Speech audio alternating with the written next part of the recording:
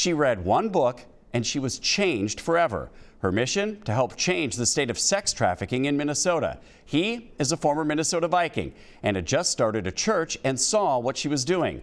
As Mike Max reports, now they share a vision they hope leads to building a facility that builds better outcomes. Steph Page is here telling the stories she believes in. Because one day, after reading a book, she decided something had to be done to start a nonprofit that fights sex trafficking. She put her own home in the game. My dad was like, well, you could make money renting out your house and we could save money and we could start this nonprofit and you could live in our basement. And so I was pregnant with our third child, and me and my husband and our two other kids, we moved into my parents' basement.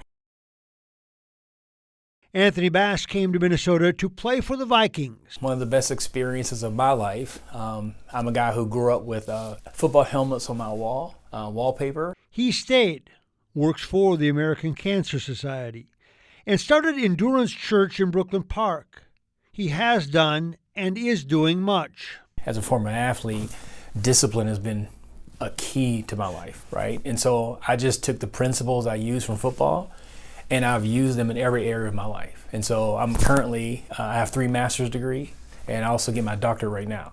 At their church, he met Steph's father and found out Bass shared a vision with Steph to help stop sex trafficking. What are the ages of the kids that are being trafficked? The average age is 14. So on this day, they get together. Steph, her father, Bass, and Jody Elliott, part of a board that has an idea to help build a standalone restaurant in Ramsey, where they have already purchased the land.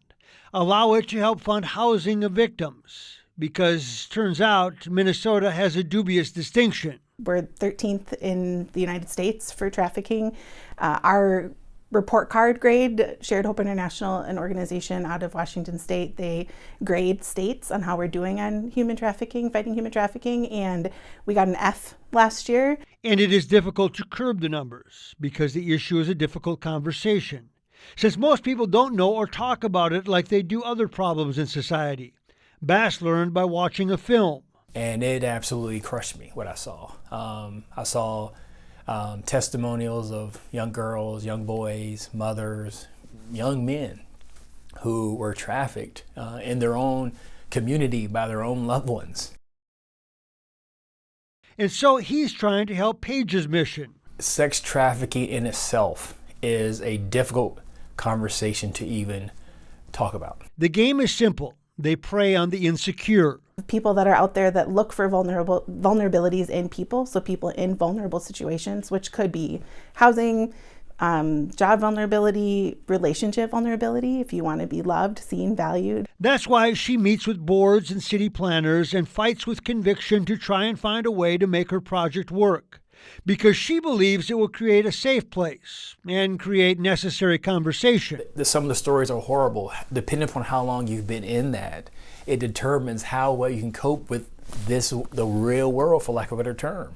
And so there's just so many challenges they have. That is why they sit in rooms like this, to try and figure it out, because the problem is not going away in this world, and Minnesota is part of that world. To some, it's just a business? Correct. Yeah, oh, for sure. It's the largest criminal enterprise in our world today. That was Mike Max reporting. We have more information about the Storyteller Cafe posted with this story on our website, WCCO.com.